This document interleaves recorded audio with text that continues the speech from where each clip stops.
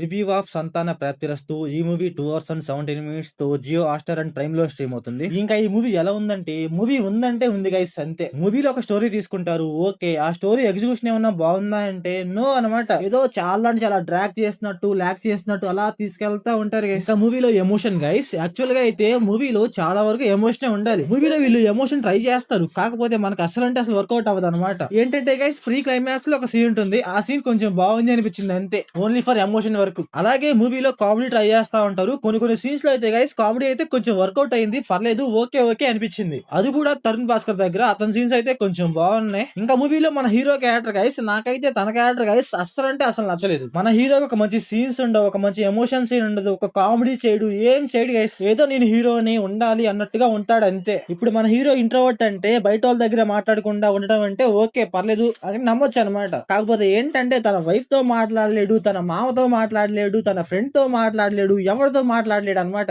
ఈ introvert concept ఏదైతే ఉందో అదైతే నాకు పెద్ద ఉన్లాజిగానే అనిపించింది. ఇలాంటి ఒక శుద్ధపోస క్యారెక్టర్ తీసుకొని రొమాంటిక్ డ్రామా మూవీ అంటే కష్టమని చెప్పాలి గైస్. ఇంట్రోవర్ట్ అంటే ఉండాలి గైస్. కాకపోతే ఏంటంటే మూవీలో బెల్లం కొట్టిన రాయిలా ఉంటాడు. ఇంకొకటి ఏంటంటే గైస్, మూవీలో ఒక 40 మినిట్స్ అయితే లవ్ స్టోరీ ఉందని చెప్తారు. ఆ లవ్ స్టోరీ ఏమన్నా బాగుందా అంటే అసలుకి ఆ స్టోరీలో లవ్ స్టోరీయే లేదు. లిటరల్లీ గైస్, నాకైతే ఒక స్టార్టింగ్ ఒక 40 మినిట్స్ గైస్ నాకైతే పిచ్ అంటే పిచ్చ బోర్ కొట్టింది. ఒక లవ్ స్టోరీ ఒక పేపర్ మీద రాస్తే ఆ లవ్ స్టోరీ కొంచెం కన్వీనియన్స్ గా ఉండాలి. అసలు ఏంటంటే మన హీరో మన హీరోయిన్ కి ట్రై చేస్తున్నాడా, మన హీరోయిన్ ని లవ్ చేస్తున్నాడా అనిపిస్తుంది. అసలు జోక్ ఏంటంటే మన హీరోయిన్ ఎప్పుడు లవ్ చేసిందో నాకు అర్థం కాల. మరి మూవీలో లవ్ స్టోరీ ఎలా ఉంటదంటే ఫ్లాష్ మ్యాన్ స్టోరీలా ఉంటది. అలా వచ్చి అలా వెళ్ళిపోతుంది అంతే, ఇంకా అక్కడే ఉండదు. సరే, ఈ లవ్ స్టోరీ మొత్తం ఒక 40 మినిట్స్ ఉంటది. ఇదంతా వదిలేద్దాము. దాని తర్వాత ఏం జరిగిందిరా అంటే మన హీరోకి మన హీరోయిన్ కి పెళ్లి అయిపోయింది అనమాట. కళ్ళు మూసి తెరిచేలోగా ఎలా అయిపోయిందంటే అయిపోయింది అంతే. దాని తర్వాత గైస్ ఒక చిన్న కాన్సెప్ట్ వస్తుంది అనమాట, 3 మంత్స్ అనేసి. అసలుకి ఆ కాన్సెప్ట్ తీసుకోవడం ఏందో, అసలు ఆ 3 మంత్స్ ఏందో, ఆ 3 మంత్స్ లో చేయటం ఏందో నాకేం అర్థం కాలేదయ్యా. అసలు మూవీలో జోక్ ఏంటంటే ప్రతి దానికి 3 మంత్స్ అనమాట. చెప్తే మళ్ళీ స్పాయిలర్ అవుద్ది. నాకైతే కొంచెం క్రింజ్ గా అనిపించింది అదైతే.